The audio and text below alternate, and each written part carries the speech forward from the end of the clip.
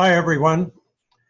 I'm preparing this little video because the university has closed in anticipation of Hurricane Florence, which is approaching eastern North Carolina. By this time, I hope you're either home or on the way home, and I hope when you get there, you will be safe. I'm recording this video at my home in Wilson, North Carolina, which is in eastern North Carolina, and we are bracing for some pretty heavy weather. So I want to get this recording done before the weather hits. And I'm doing it on Tuesday afternoon. And what I'm going to do in this video is just take care of a little housekeeping and make a couple announcements. And then I'm going to run over Chapter 5 with you. So the purpose of this announcement or this video is to review Chapter 5 primarily so that you can review it and instead of meeting to review Chapter 5 on Friday, you can look at this video and get the same benefit. On Monday, we went over Chapter 4, and the quiz for Chapter 4 already is open. I think its deadline is midnight on Wednesday, but you should check that to be sure. The quiz for Chapter 5 will open today, and it will close on, I believe, Saturday. Rather Sunday at midnight. So you should have enough time to read Chapter 5 and take the quiz. That's, of course, assuming that you don't get beat up by Hurricane Florence. So that's basically the purpose of this video. There's one other purpose for the video, and that's to talk about these little mini cases that we're doing during the course. I was very pleased by almost all of the team presentations on Friday and Monday, the presentations of trends in the performance of the company that you're studying. I think that those little projects worked out very well. They got your team together to work on, to function as a team and work on some questions. These trends certainly identified questions and sometimes even got us to answer those questions about why sales and profitability and capitalization of your companies have been going up and down in response to what's going on with those companies around the world. And you want to keep trying to assemble information that gets you more of those answers. Now I'd like you to start in on operations. By operations, I mean the location of the company's manufacturing facilities, the company's service facilities, but where does the company operate? How does the headquarters of the corporation relate to the field offices of the corporation in different countries? How do these cultural and social issues that we talked about in class on Monday and that Chapter 4 deals with, how would that impact the way your company does business in different countries?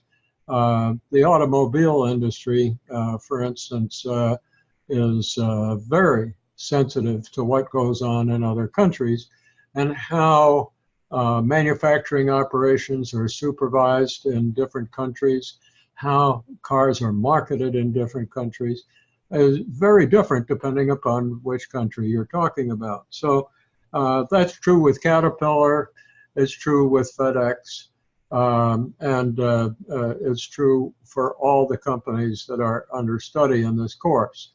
So how does the HR function? How does marketing take place? Is it all done from headquarters? Is it done in the field offices? The way to find out, by the way, is just to Google your company, company's name with a plus sign after it, and then the name of the country you're interested in. So if you want to see some interesting cars, take a look at Automobile plus India, and you'll see some really strange looking cars. By the same token, you could do General Motors plus India, and I hope what you'll find out is General Motors has decided not to do business in India. Why did they make that decision? On the other hand, if you're Ford, you're just delighted because now you don't have to put up with General Motors. Nevertheless, there are some some companies with large shares of the auto industry, such as Tata and Mahindra and Mahindra in India, and they sort of call the shots. There also are Japanese car manufacturers in India. So just because General Motors has left India doesn't mean that India is there for Ford's taking, quite the contrary. So how is Ford doing business in India? How does that differ from the way it does business or is doing business in China? And how about South America and Europe and so forth? So how do, in the case of car companies, how do they set up dealers? What do these dealer systems look like in these different countries? Are there different product models that are offered in different countries? And how about Caterpillar? Is different machinery required in different parts of the world? I should think that where mining is particularly intensive, Caterpillar would have a greater opportunity to sell mining equipment and so forth. So try to get a look at how your company operates.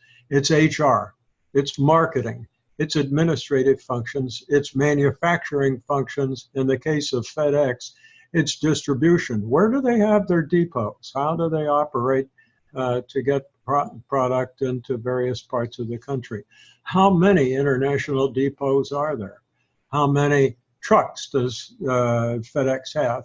How many airplanes does FedEx have? And a neat little table comparing those statistics between FedEx, UPS, and DHL would be a really good thing to do. So, bottom line, get going on how your company operates around the world. You do not have to wait for the rest of this course to have the principles to do that. And this can be somewhat time consuming. I'm not going to put a deadline on this now, but I will pretty soon. And pretty soon, you're going to have to come back in the class and explain to us all what your company's operations look like on an international basis, okay? So word to the wise, you've got the time, you've got a computer at home, you can do your Google searching and all the rest of that stuff. And of course you can look into the company's annual report and Form 10K, all that stuff that we've talked about in class. So you're ready to go. So go. All right, now at this, what I'm going to do is pull up the slides for Chapter 5. And the purpose of doing this, again, is to replace the class on Friday. This is going to take the place of what we would have done Friday, and I'm going to check. There's a way I can check to see if you've opened up the sorry, I've got something in my eye.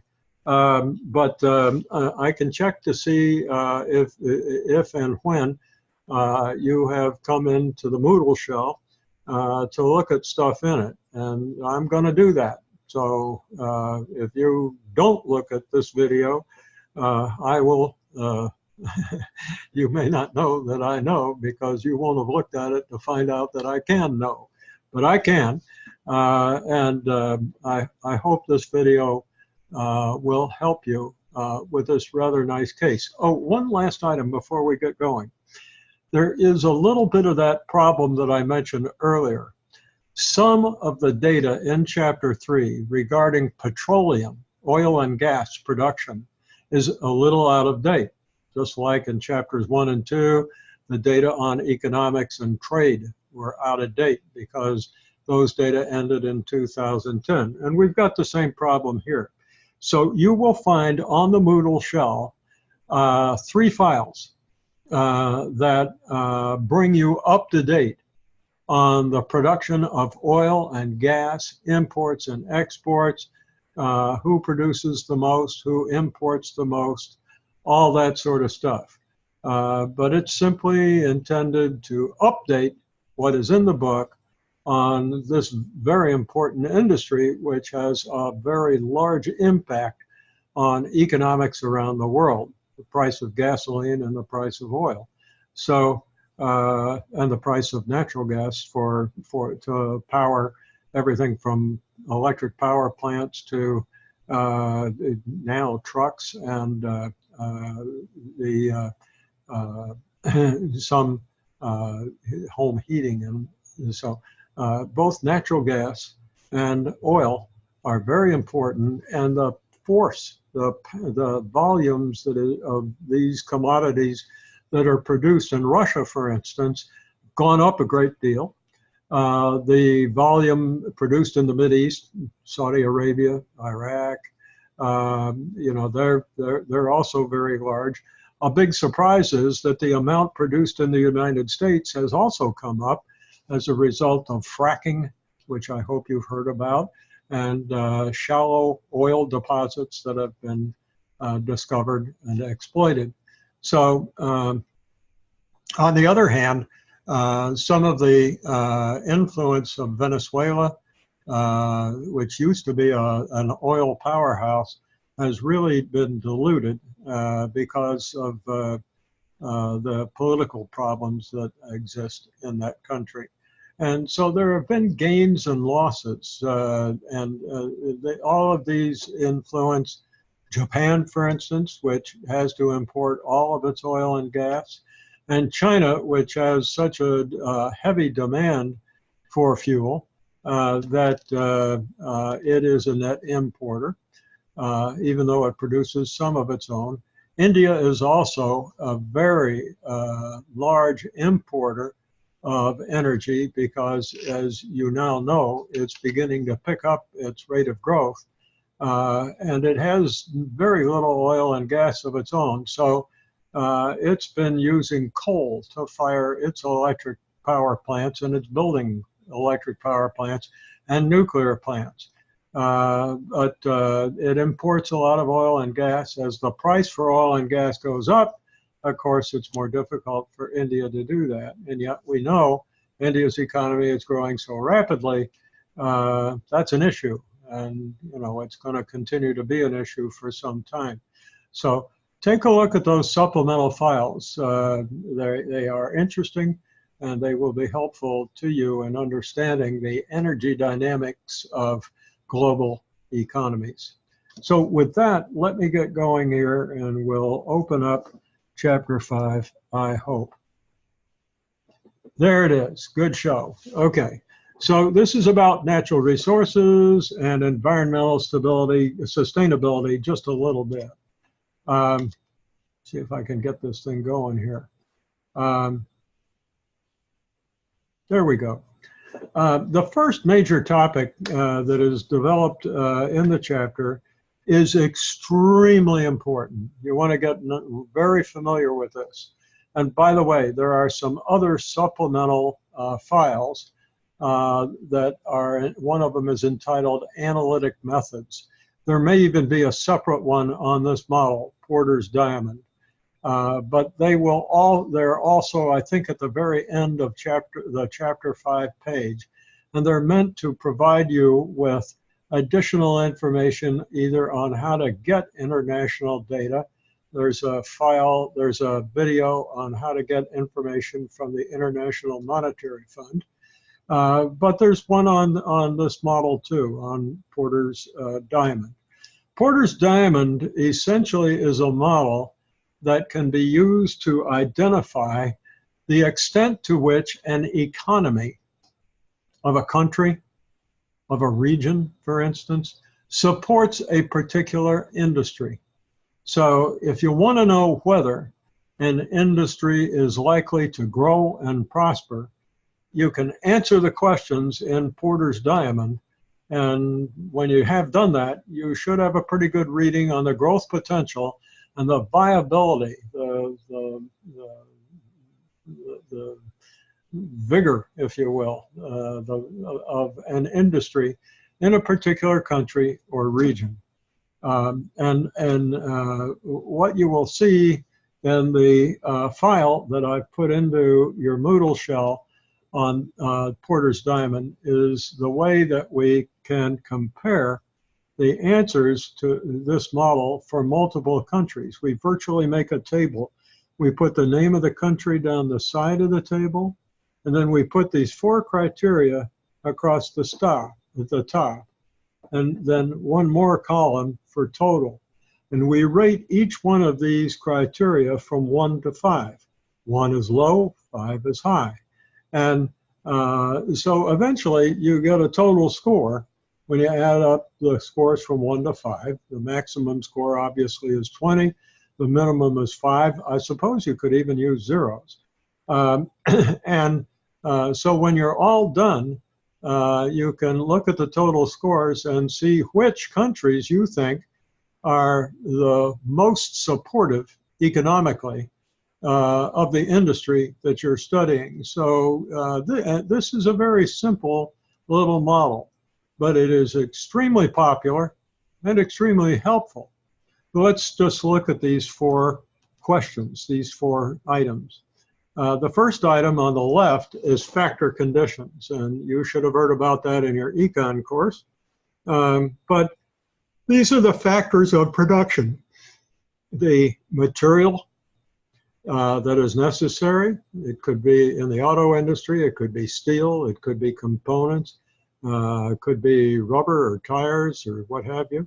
But the raw material is what we're talking about here, as well as labor, land, infrastructure, the highway system. In India, the highway system's terrible. In China, it's pretty good. In the United States, it's pretty good. But in other countries, some African countries, for instance, not so good.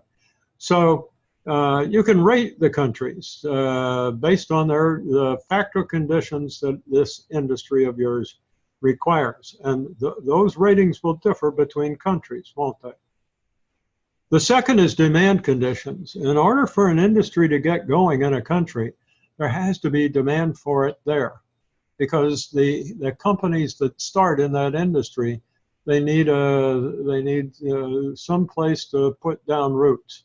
They need to have clients and customers, and they have to be able to get a start, get a footing. And then a good example is the cell phone industry. The cell phone industry did not start in the US. It started in Scandinavia.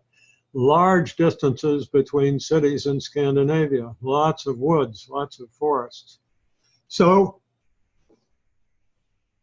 laying cable just wasn't a very practical thing to do. But the cellular communications had just begun. And so the company that started cellular communications was named for a river in Finland. The name of that river? Nokia, the Nokia River. And so Nokia developed the first real commercially viable cell phone.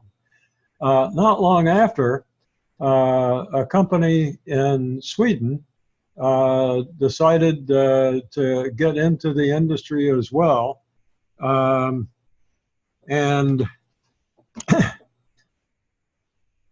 I'm afraid I've got a mental block on its name. Maybe it'll come to me as we work our way through here. But it also, at the time, was a very well-known company. So these two companies, Nokia and begins with an S, and I can't remember it. They developed cell phone communication for their countries, and eventually their regions. They learned how to communicate across borders. And pretty soon, because the demand for this service was there, the industry blossomed. And the technology developed to the point where Nokia and this other company were able to start to market outside of their region, outside of Scandinavia and Europe, and eventually the United States, and so forth. So demand conditions are just a requirement. You've got to have a fertile garden to sow the seeds in. The third item at the bottom is called related and supporting industries. So I mentioned auto industry earlier. What are the other industries that are required? Today, it may be the electric battery industry, right? Because we're starting to see more electric cars produced. Tire industry, where are we going to get the tires? And so forth. So there are usually other industries that relate to the industry you're studying. And for your industry to grow and prosper, these related industries must be available, and they must be vital. They must be functioning well. And so clusters of businesses often form in various parts of the world. In the finance industry, how about Wall Street? In the movie industry, how about Hollywood? And so forth. In the technology industry, how about Research Triangle Park? And of course, Silicon Valley. So the clusters of related industries often form. But for the company and the industry that you're studying, what related industries are needed? Are they available in each particular country that you're looking at? And finally, what Porter called firm strategy, structure, and rivalry. To be honest with you, strategy and structure weren't as important as rivalry. And it's kind of odd, you know, in Porter's 5 forces, which many of you have studied, as rivalry goes up, profit goes down. And they're sort of a linear relationship. Here, when we're talking about a country or a region's ability to support an industry, that we have an upside down U. What we're looking, if there isn't much rivalry in an industry, then there's not much incentive for the dominant company to develop the state of the art. As the rivalry goes up, there's more competition, and firms try to do a better job in competition. But if the rivalry continues to go up, it gets like dogs in the street fighting over a scrap of meat. And then pretty soon what will happen is that companies will cut corners, quality will be reduced, and all sorts of problems arise. So what we are looking for is a moderate level of rivalry, kind of like the 3 bears and the porridge, you know, not too hot, not too cold, but just right in the middle. That's what we're looking for in the nature of rivalry. Most textbooks they just miss that point. And frankly, many textbooks and many professors forget entirely about why Porter's diamond exists. When we do this grading across countries, we can estimate what the extent to which a country or a region's economy supports the industry that you're looking at. You can get great information from this, but many people just sort of go through the drill here. They don't, when they're all done, they're not sure why they did it. It's to estimate the extent to which the economy supports the industry, and that's going to differ from country to country. You have to do that analysis in this project, so why not begin? Okay. The one thing about this textbook is that it's got beautiful maps. And it points out that different maps, different topography, different geographical characteristics. Oh, pardon me. I seem to have gotten up too early or something. Anyway, the topography and of a country and its neighboring countries very often dictate what's possible industrially and economically. So here the book is talking about Austria and its proximity to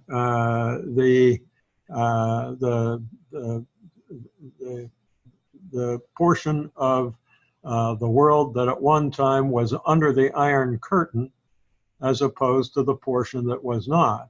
And so Austria became kind of a location where offices of large corporations would locate, because it would be possible for representatives from both sides of the Iron Curtain to meet and to do business. So it's an interesting story. When you read it in the chapter, you'll get some more.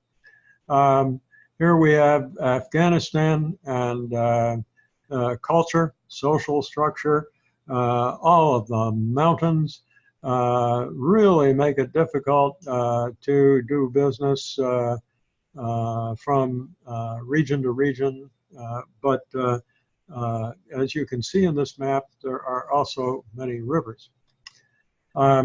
Here we have Spain, and in Spain, it's interesting for a couple of reasons. First of all, although you may not notice it, but northern Spain borders France, and so there's a lot of interplay between France and Spain up around Catalonia and Pamplona. If you've read the news recently, you will know that the folks in Catalonia would like to secede from Spain, and Spain's government virtually has occupied the Catalonian government, which made a resolution to secede, and the government of Spain said, oh, no, you can't. And right now, that's where things stand. So then we have also the Basque region. You can see it's relatively small, but it has a very different culture than the rest of Spain. And by the way, in this geographic area, sort of it's sort of all set off by itself, one region, right? And right smack dab on the left side of it, on the coast, is Portugal. And Portuguese language is a little different from Spanish. The Spanish people can understand the Portuguese when they speak, and the Portuguese can understand the Spaniards when they speak, but their languages are different. And what's important is that Portugal settled Brazil, and so the national language of Brazil is not Spanish, it's Portuguese. So another rather interesting thing is you can see that there's a very small, what am I looking for, space of water in the Mediterranean between Morocco, which is Africa, and southern Spain. And so exodus from North Africa tends to occur in these straits here.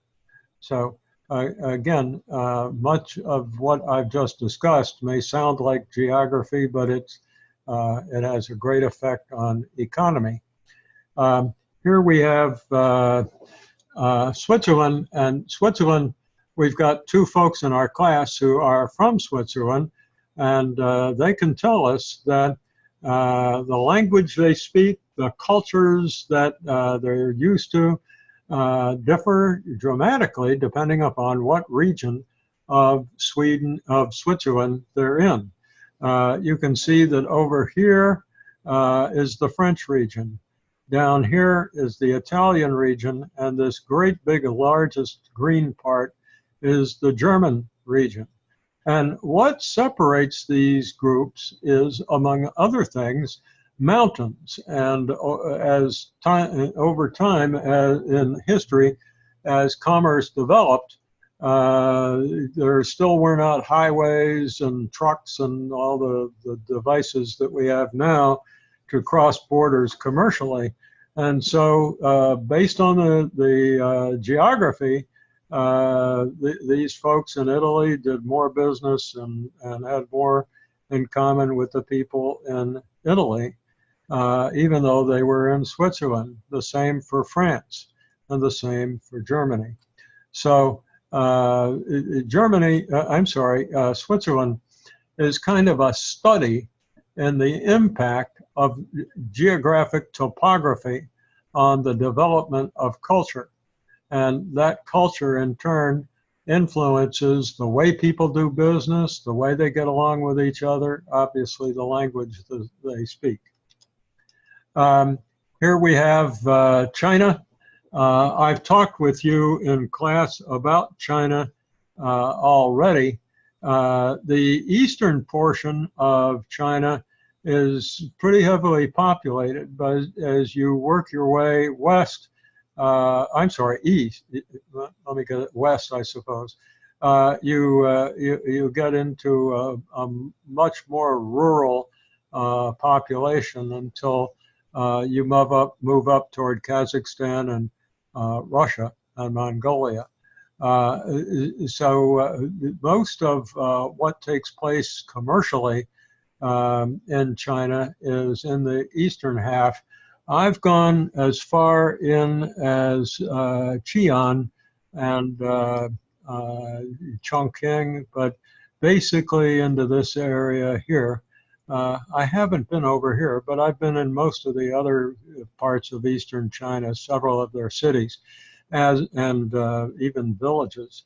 But what you can see is that the languages and the cultures really do vary depending upon where you are in China. Here in the southeastern tip, where we find Shanghai, this was the area that first was developed by Europeans when they arrived. So when you get to Shanghai, the main street of Shanghai, which is closest to the ocean, you see a main boulevard lined with banks that look like you're in London or Brussels. It looks European. Now you just go a couple of blocks down and you remember you're in China very quickly. But Shanghai was largely was significantly developed by Europeans before China became very independent of the rest of the world. Okay, so here now we've got a discussion further of mountain ranges creating 4 separate markets, different dialects and so forth. I've been in Colombia, and I can tell you that these mountains really do make a difference.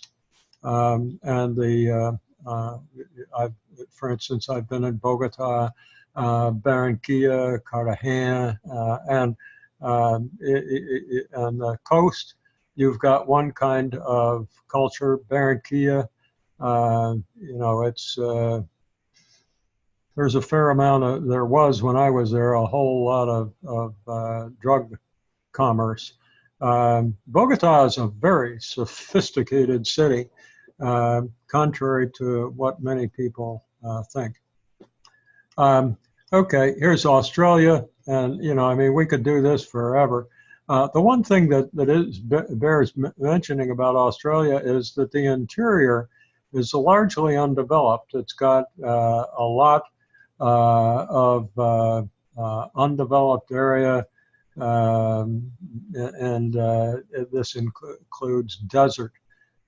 So the major developments in Australia are on the coast: Perth, Adelaide, Melbourne, Sydney, Brisbane. See, they're all on the coast, Darwin. So although Australia is a continent to itself, it's not a very big economy because all of its development is in coastal cities. Now, we've had enough, thank God, of land. However, we've got to develop one more notion, and that is rivers. This year I was in Russia, but last year I was in Eastern and Central Europe, right through this central area here. And I took a boat ride down the Danube River, which is a very big one. But there are several others: the Elbe, Oder, the Rhine, which is a big deal. And Europe's economy grew before, I guess, grew with the Industrial Revolution and so forth, because it had these ways, these rivers, along which goods and material could pass all the way from one side of Europe to the other. And that made for international commerce.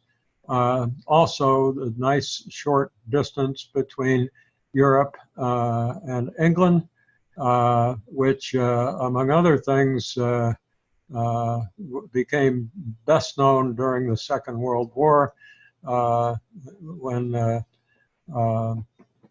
let's see, what am I trying to think of?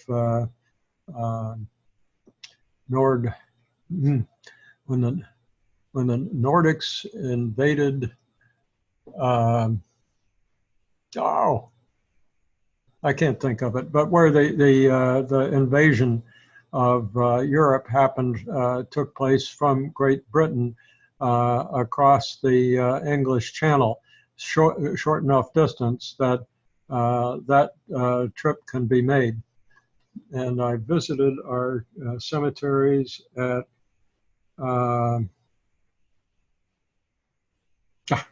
don't grow old. You forget proper nouns all the time. Okay, another characteristic of that we need to pay attention to, and that Chapter 5 discusses, is climate.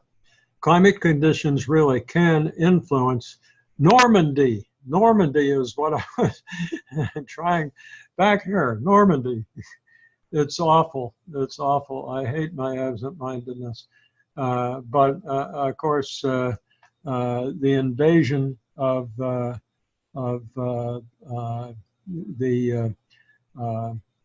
Europe occurred across this part of the English Channel, from Great Britain into the Normandy region. One of the great strategic successes of the Allies was to make the Germans think that they were going to cross where the channel was narrower, but it was across this area that the invasion of the Normandy beaches occurred.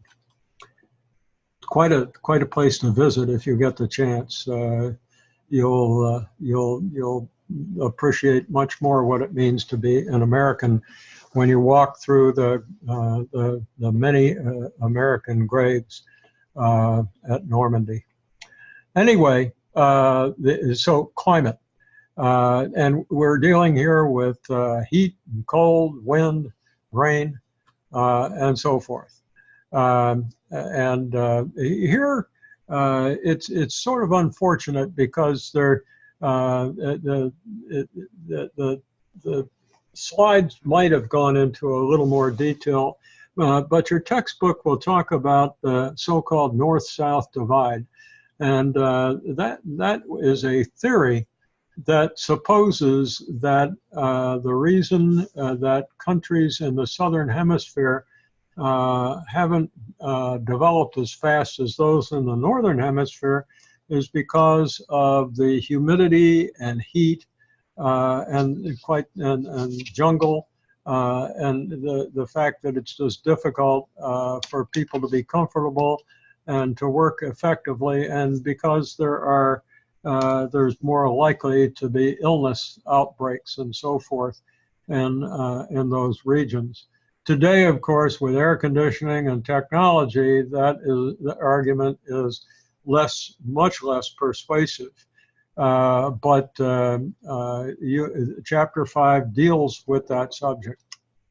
Okay, now we get to natural resources, and this is a list of many of them. You will see that the ones that are mentioned here either are directly or indirectly related to power, electric power. And so here you've got one of those charts that I mentioned needs to be updated. Now, what the authors have done is taken advantage of some Energy Information Agency projections that were done in 2006. Ladies and gentlemen, this is 2018. And these projections have been changed since then. And therefore, I have provided you with some more up-to-date information on your Moodle shell. By and large, these are still not bad. And I think that one of the things, however, the importance of liquids, that is oil and natural gas, probably today in the projections would come a little lower. Surprisingly, coal has come up. Why did it come up here in the recent years? And the answer, of course, is India and China, as they were growing.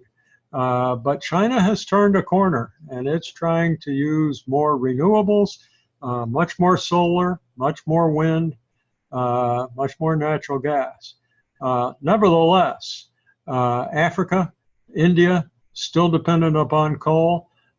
Many electric power plants in China are powered by coal. So coal, the consumption of coal, the burning of coal is expected to continue growing, but not growing as fast. Natural gas probably, it will be, when we see this chart again, will probably be expected to grow a little faster. It's too bad that renewables, even when we revise the projections, they'll come up higher. Solar we're getting better and better at that. But the conventional sources of power are still going to be with us for a very long time. And therefore, those industries, which are very international in nature, will be with us for a long time. By the way, there's a new oil field. It's really not new. It's been known to be there for quite a while. But because of its political difficulties and a whole lot of other problems, these deposits of natural gas and petroleum off the coast of Brazil have not been exploited yet. So we're going to see some action off the coast of Brazil when the Brazilian government gets its act together again. There also is quite a lot of reserves that are being recovered, but not to the extent that they can be off the coast of Mexico. And there is a great deal of oil off the coast of Africa, in certain, and not too far from Nigeria. And of course, Russia is a major producer, I believe the world's largest producer of natural gas, although the US is catching up to it. And of course, we know that the Mideast, Saudi Arabia, a big producer of oil. Again, surprises that the US is just about caught up with them. So what's gone on in this industry since 2006 has made it much different than it was back then. So I guess I could have shown this slide while I was talking. I think there's only one important point here, and that is that the governments of countries where there are significant deposits of petroleum have taken over those industries. So there was a time when the oil reserves and extraction operations in the Mideast, Saudi Arabia, for instance, were owned by Western companies such as Exxon and Chevron and the French company Total. But in the case of Venezuela, in the case of Saudi Arabia, and other countries, the national government, Mexico, has taken those over. So what was called the American Arabian Petroleum Company or something like that, Aramco, in Saudi Arabia, it doesn't exist any longer because Saudi Arabia simply nationalized those assets.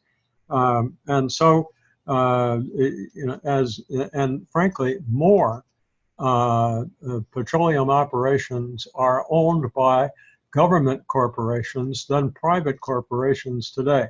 And thus we have OPEC, and we have markets being determined not just by supply and demand, but by how much the government influences the pricing of these products and underwrites the development of resources. Another resource, by the way, that I did not mention that is opening up as global warming occurs is in the Arctic region, where there are several countries, including the Scandinavian countries and Russia and Iceland. And it seems that there's another large region containing petroleum reserves. So we're going to have more sustainable sources of power, more renewables, but there also remains large reserves of petroleum to be developed by the petroleum industry. And here we go, just talking about the different categories. You've heard about shale oil, I suspect, and crude oil. Heavy oil is down in Venezuela. It's up in Canada too, and some of it is thick. It's like tar. It's in sand. The way it's recovered is virtually with excavators, steam shovels, if you will, and the stuff is then loaded into operations that heat it and boil it and take the impurities out, and then what's left is the same as higher quality oil.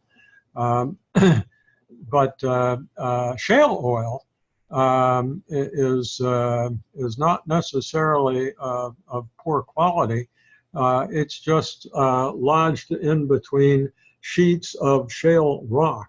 And the way we extract that is by putting a pipe down into that area that goes horizontally rather than vertically. And then the rock is cracked, fracking. And if we're trying to get natural gas, the pipe is up here, the natural gas is down here, and when the rock is cracked, the gas flows up through the cracks into the pipe, and it's extracted out. If we're trying to get oil, then the pipe is below the oil, and when the sediment, when the shale is cracked, the oil flows down into the piping, and again, it's pulled out. And here we can see back in 2010, the arrangement of or the proportions of oil or petroleum that were high risk, meaning difficult to get because of politics and the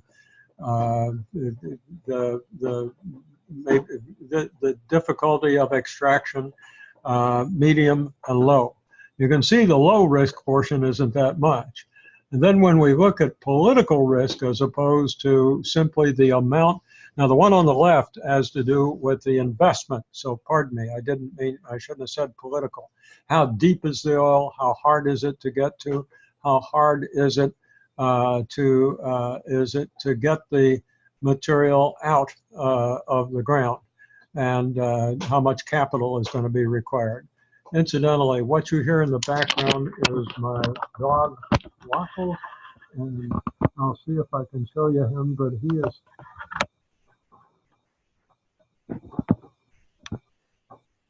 there he is, and he's chewing on his bone, which means he is a good boy.